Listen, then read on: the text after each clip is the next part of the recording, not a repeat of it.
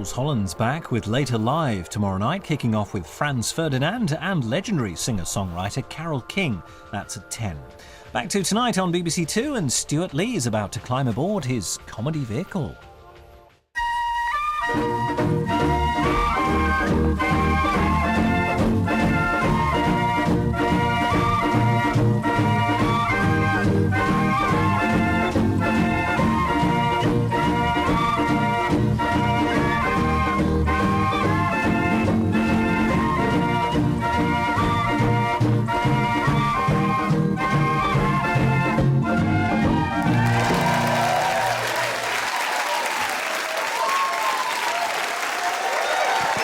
Thank you.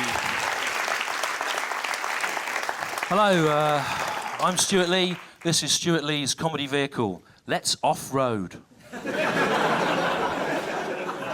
Now, tonight I wanted to talk about the global financial crisis, but there may be a problem with that. Basically, this won't go out until about 3 months after it is recorded, and the speed at which things are deteriorating, the viewer at home may not have a home to watch this in. By the time it goes out. In fact, the likelihood is that you're pressed up against the window of an electrical goods shop, just going, and shivering and wondering how someone could be so insensitive as to try and do jokes about the global financial crisis. Meanwhile, look at these people in the past, happy. The sophisticated London audience, out of their mind on eels and whelks. Look at them. They're all right because it's now. Here, you are now, so you're happy. But in 3 months' time, when you watch yourselves in the past, you could be profoundly depressed as you remember how much happier you were now, right? For example, look at you, sir, in your shoes. It's not a rude question. How much did your shoes cost? They cost me nothing. They cost you nothing. You vain, arrogant man. How did you get here tonight? The tube. The tube. You vain, arrogant man. Travelling on the tube. You'll be looking at yourself in the future and seeing your past self as an insult to your future self.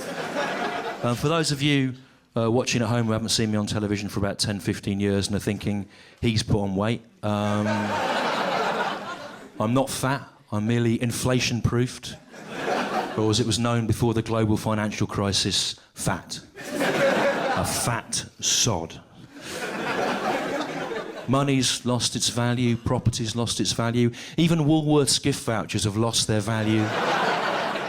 You try and spend a Woolworths gift voucher now, you will be laughed out of the shop. You will be laughed out of the shop that isn't even there anymore. Trying to spend a Woolworths gift voucher now, it's like trying to spend a Scottish banknote in a grocer's in Hastings. It can't be done. The only thing less welcome than non-English currency in a grocery shop in Hastings is a non-English customer. But it's the credit crunch, and suddenly that boring bit at the end of the news about the FTSE index, that's as exciting as war reports. You join us here in the City of London, literally the beating heart of the financial world. We're all around me. Stocks are falling, the economy is collapsing, and commodity markets are crashing, literally. You must be some sort of literal, metaphorical representation of the problem. Money literally running out. Oh, that's correct, yes. Can I ask you, where are you rushing off to? We're putting ourselves in an Irish bank till all this is over! Top of the morning to you. If we turn our heads skyward, yes, we can see a dozen or so bankers literally being airlifted out. And here on the ground, I'm joined by a rat who is also fleeing the city. Oh, here we go. Now, as a rat, of course, we expect you to make yourself scarce the moment there's a whiff of trouble. Oh, yes, the old rat deserting a sinking ship thing. Look around you, there's bankers, insurance brokers, office workers, stock market traders. But pick on the rats, why don't you, ratist?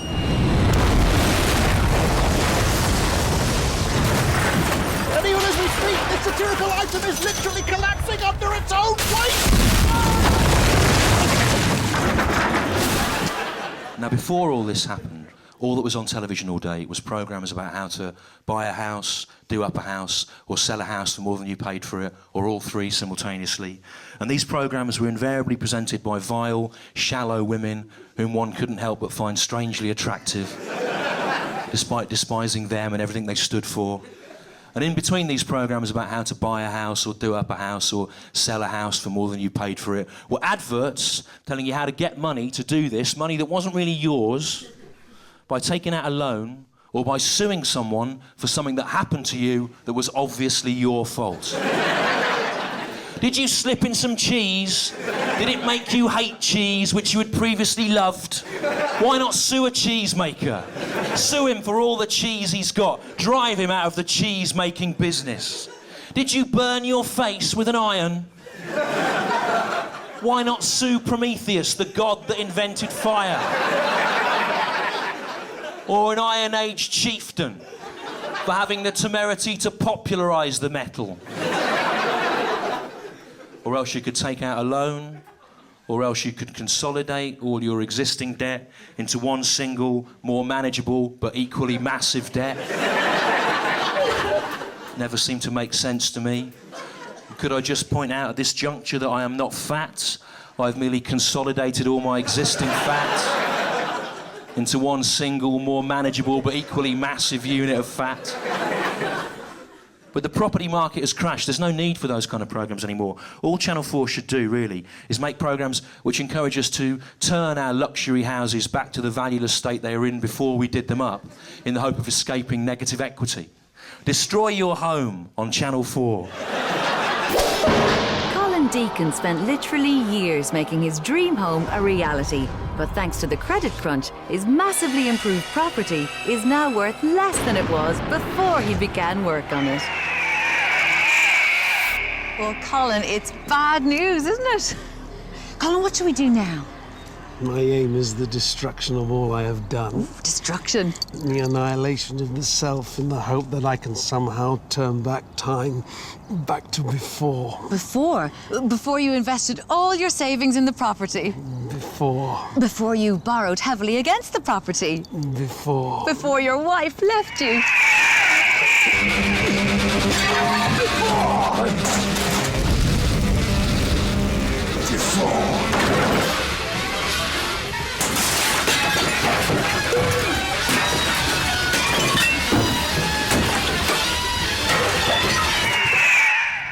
It's taken you just under an hour, but you have managed to completely wreck your dream home. How does it feel? Cheers, Colin.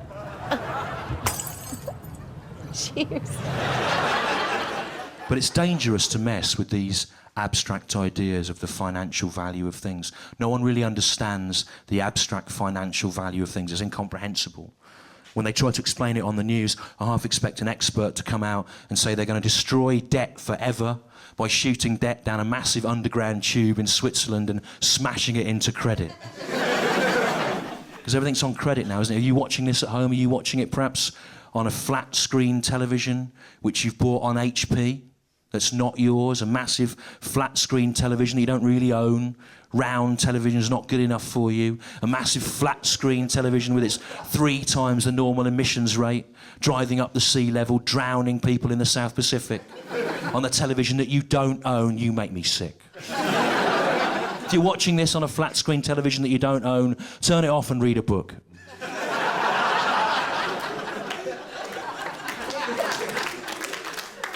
Yes, they're applauding you for your crassness. They're applauding you from the past, whatever problematic situation you're in now in the future, but you'll be able to look at them from the future and go, well, I expect they're all worse off now. You can't escape the fact things aren't worth what they were. Buildings that were previously worth millions are now not even worth the paper that the property developers selling them previously covered in outright lies. Miles Piles is a property developer. His world has fallen apart. The global market has crashed. But Miles has a new scheme which he hopes will turn his plummeting fortunes around. Have a seat. What can I do for you? Well, it's about your advert. A small, intimate space may suit young family. Would you like to see it now? Yeah, if that's all right with you. Oh, great.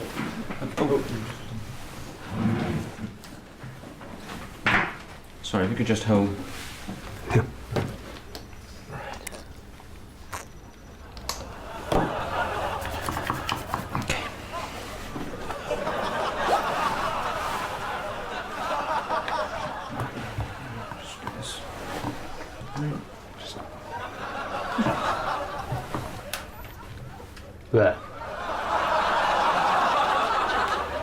You're offering your own anal passage as a possible home? Yeah, And we'd live in there? that's right. How old is it? 29 years. How many bedrooms? 3. 3. Oh, it's not as small as it looks then. It's deceptively big. Is there room for extension? Well, once you're in there, you can do what you like. Oh, you'd like to live in a property developer's duodenum, wouldn't you, Leon? If we just have a look round that corner there on the right. Oh, yeah, that would be great for storage space, wouldn't it? Oh, I have to say that a man's actual anal passage isn't the kind of place we'd normally consider for a family home. OK, well, it's very tempting, but there's one thing. If we were to live there, would your anal passage be functioning as an anal passage? Functioning. Yeah. Would it be working as an actual anal passage? I mean, what I'm trying to say is, would your human excrement be coming down through... Through our home? No. Yes. I don't know. Really? That's a hell of a lot of work for you, love. Is your anal passage in a chain? No, you can move in tomorrow. But we should have known it was all over. You should have known it was all over when Woolworths and MFI and Xavi all went down in the same week. And if you're of a certain age like me, you probably have very nostalgic memories of Woolworths. It probably means a lot to you. You used to go into Woolworths, didn't you, on Saturday mornings with your pocket money and you'd... the singles, they'd have the singles, wouldn't they? All the 7-inch singles they used to have in the charts. Remember on the vinyl, the old vinyl they used to have, didn't they, in the 70s? All the proper bands from then when we were kids, yeah, all the Rubettes and Mud and Chicory Tip, yeah. Not like the bands they have now, stupid modern bands all made out of wire and electricity. The proper old bands, and you buy the single, wouldn't you, the singles, the old singles they used to have in the old days, proper. Very nostalgic feelings towards Woolworths. The pick and mix, remember the pick and mix and Woolworths, all the sweets individually wrapped. Proper old-fashioned sweets, yeah. Not like the sweets they have now, all with knives in them and AIDS. Yeah, proper old-fashioned sweets they used to have, yeah. Very nostalgic feelings for Woolworths. You used to go in, didn't you, Saturday mornings with your pocket money and you get the old 7-inch singles they had and the pick and mix and there must have been something else they sold.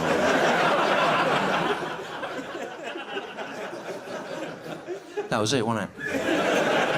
7-inch singles, pick and mix.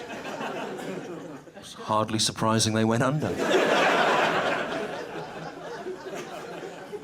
And MFI, of course, if you're of a certain age, you probably have very nostalgic feelings for MFI. You used to go in MFI, didn't you, on a Saturday morning with your pocket money. Get a bit of the flat pack furniture. The old flat pack furniture like they used to have in the 70s. Proper flat pack furniture, yeah? Not like now, not like the flat pack furniture now, or the modern wrong flat pack furniture. All made of cancer and despair. Proper old-fashioned, very nostalgic feelings for the MFI I have. I used to go in there. Do you remember, it was a big thing in our house. Remember in the early 80s when MFI amalgamated with the Allied Carpets Group? Remember that? Everyone was round the television watching that, I remember. It couldn't last, could it? Couldn't last. It was like 2 cats in a bag, wasn't it? Couldn't last. It was like when Gillan joined Sabbath, you know, it couldn't last, the MFI Allied Carpets team up. It wasn't going to last. Very amazing, very nostalgic feelings for the MFI. Do you remember in the 80s when Curry's started to act as a retail outlet for MFI's Hygiena Kitchens range? Remember that? Yeah, you remember you used to go in, didn't you, in the Saturday mornings with your pocket money and you get a Hygiena kitchen. Proper old kitchens from the past, not like from now. Kids today, they're not interested in kitchens, are they? They don't know what a kitchen is. I saw it on the Jamie Oliver. They're not interested in kitchens, the kids, or they don't cook. They just eat kebabs out of a ditch, apparently. They're not interested in that. Very nostalgic feelings for the MFI. Do you remember MFI's storage genie range of shelves and cupboards? Do you remember them? The old storage genie, very nostalgic feelings towards the storage genie. Proper shelves they were, weren't they? Old shelves, like they had in the old days. Proper shelves, like from the 70s, that you might put a gymnastics award on, or a little statuette of a horse. Not like the shelves they have now, with all hypodermic needles and dildos on them. Yeah, good old days. I don't know if you know. Zavvi as well, of course, Zavvi. Zavvi went down, didn't it? Old Zavvi. Very nostalgic feelings I have for Zavvi. I don't know about you, I remember when Zavvi opened. I must have been 38, 39. Used to go in there, didn't you, on the Saturday mornings? In the Zavvi. I'm going out the Zavvi, Mum. Go on then. Here's your pocket money. Go up the Zavvi, wouldn't you, with your pocket money, and you get one of the singles. One of the singles in the form of a memory stick. All the proper old bands they had then as well, didn't they, in the old days at Zavvi? All the proper bands, and they had the Editors and Scouting for Girls and the Killers, not like the stupid bands they have now. The Editors and Scouting for Girls and the Killers. What I remember about those shops, though, is the smell of them, the smell, you know. The thing you remember the most, you go in Woolworths, and Woolworths used to smell of vinyl and toffee, and MFI smelt of sawdust and hope. Zavvi used to smell of stickers saying 3 for £10. And of physical objects in a virtual world. But they couldn't have seen it coming. They couldn't have seen it coming. Everyone said it was best to put your money in bricks and mortar. Turns out we'd have been better hiding it in plastic bags under our beds like our grands used to in the 70s. Banks. Putting your savings first. Hello. I'm a little old man, just like you. And so is my wife. I can't be bothered with these newfangled banks and building societies and saving schemes and ISOs and iPods and emails and she-mails and he-mails and Islamics and Harlamics and Hislamics, and now look at my wife. That's why we hide our money all around the house in plastic bags. Here in the bedroom, here in the toilet. And here in our pants, and in our bras. We have a saying in Scotland, many a mickle makes a muckle. Our money is safe from the credit crunch, where no one can ever find it. Is yours? I've come to read the meter. Oh, you better come in.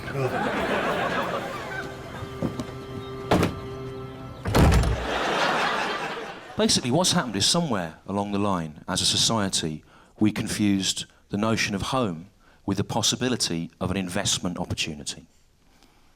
What kind of creature wants to live in an investment opportunity? Only man. The fox has his den. The bee has his hive. The stoat has a stoat hole. But only man, ladies and gentlemen, the worst animal of all, chooses to make his nest in an investment opportunity. Snuggle down in the lovely credit, all warm, in the mortgage payment. But home is not the same thing as an investment opportunity. Home is a basic requirement of life, like food. When a hamster hides hamster food in his hamster cheeks, he doesn't keep it there in the hope that it will rise in value.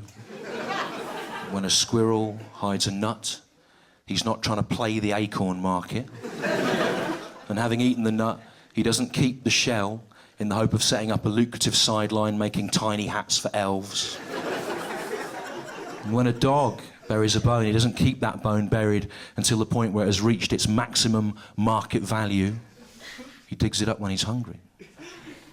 And if estate agents were dogs burying bones, not only would they leave those bones buried until they'd reached their maximum market value, but they would run around starting rumours about imminent increases in the price of bones in the hope of driving up the market, and they'd invite loads of boneless dogs to all view the bone at the same time in the hope of giving the impression there was a massive demand for bones, and they would photograph the bone in such a way as to make it look much more juicy than it really was, airbrushing out the maggots and cropping the rotten meat.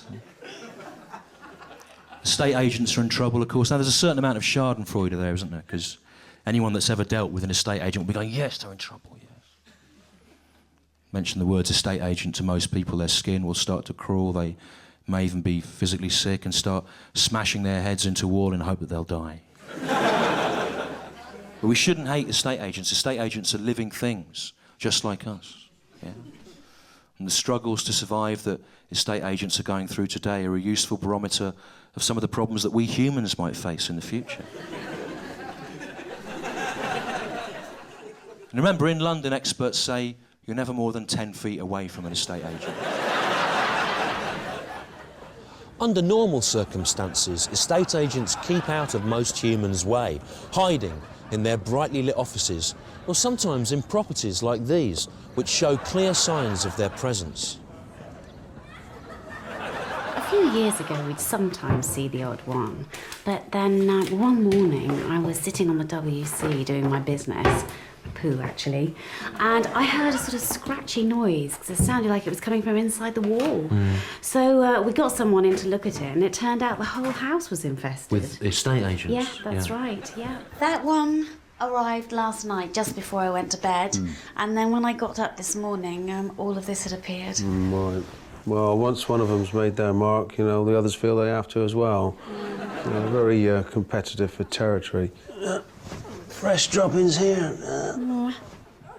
I mean, it's not their fault, really. You know, the current property market situation's made them pretty desperate. Yeah, but it's not very nice, is it, No, to have them? no, it's not very nice. So we got a pest control man in to come and... Oh, hang on, here's one, right? Oh! No, on retain.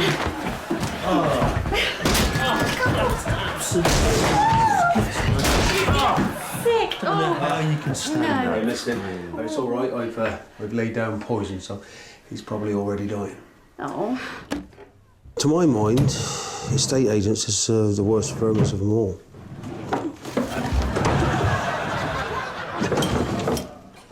Once I seen two estate agents fight each other to the death.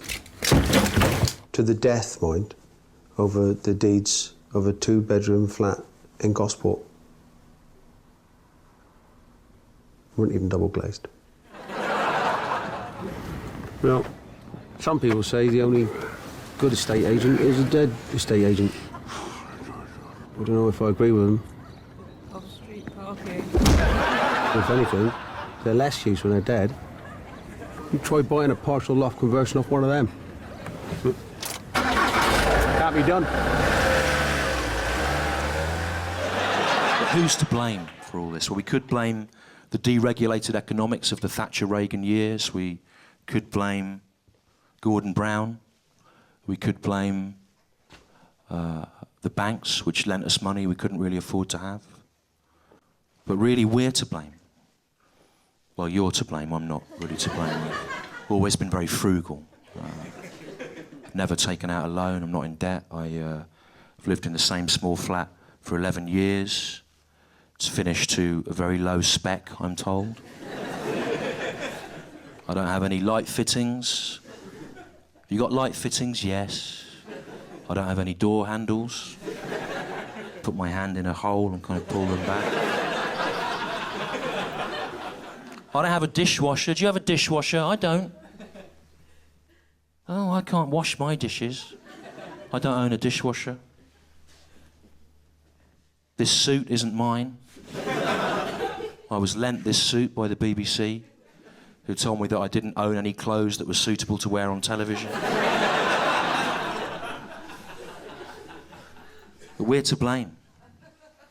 We confused the notion of property with the notion of home, and we thought that our homes had made us rich because estate agents lied to us, obviously, about how much they were worth, and then we spent that money that we didn't really have on rubbish.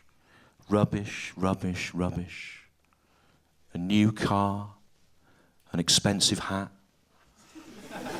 a complete set of all the Planet of the Apes films on DVD, in a box, which no one needs. No one needs a box set of all the Planet of the Apes films. 1 and 2, yes, Planet of the Apes, and beneath the Planet of the Apes, maybe the third one, Escape From, At a Push. But Battle for and Conquest, no one needs those. In a box. It doesn't make them any better putting them in a box. You can't put a turd in a box.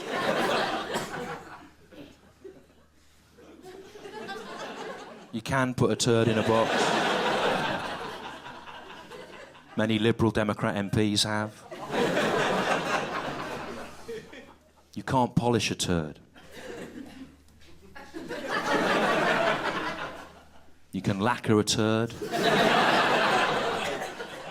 could make it into a paperweight or a cudgel. You can lacquer a turd. That's not the point. The point is that our homes, which we don't own, are full of rubbish that we bought on credit and now someone's got to pay. You remember that sculpture you bought in IKEA or Habitat? It was like a copy of an abstract Henry Moore type sculpture, but an abstract Henry Moore type sculpture was made by Henry Moore himself with some kind of veiled purpose in mind.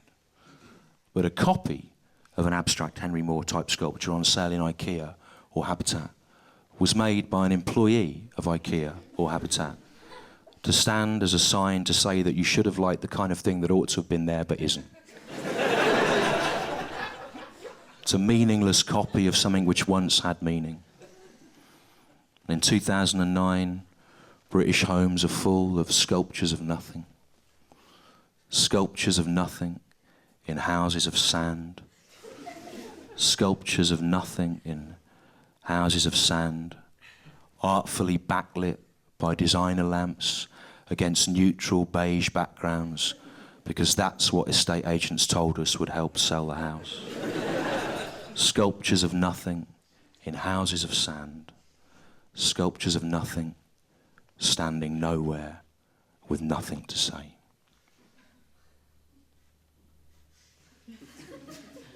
And that, ladies and gentlemen, is how you finish a comedy show during a financial downturn. Thank you very much. Good night.